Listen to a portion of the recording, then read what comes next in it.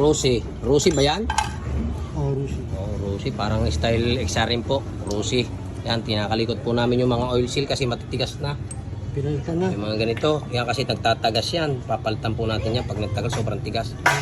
Pinalitan po natin ang mga po, lahat ng kanyang gasket at saka repair kit. Ang ganyan. Yan, ang mga kailangan natin. Palitan. Mga basic maintenance. Yun po si Paring Betong. Siya po yung kalikulista. At saka yung isang si Kurt, yung aming mayor. Yung Wiring. Rusi 110. Style sniper. Hindi pala yan. RS na. RS. Oh, nakamagis na. Ginagalingan po namin. Medyo talaga sabi ng may-ari, nahirapan na raw po siya eh. 4 na mekaniko na raw po hindi nakapagpatino eh. Papalitan po yun pag ganahan. Yun. Pinapalakas po. Gusto yata yung natakbo na ng mga 150 to. Oh, yung kulong-kulong ang kanino kaya yung kaganda. Sili-sili. Yan, hinangina na.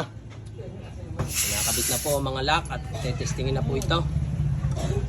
Maraming salamat po. Dito po ito sa Sunnybrook 2. Section 5. Block 2, lot 5 po ito. Dito sa Bobbin Garage. Sa may malapit sa Mangga. Yan, Mangga. Kita nyo yung Mangga. Yan, makikita nyo yan. Dito na yun. Malapit na kami dyan. Maraming salamat po.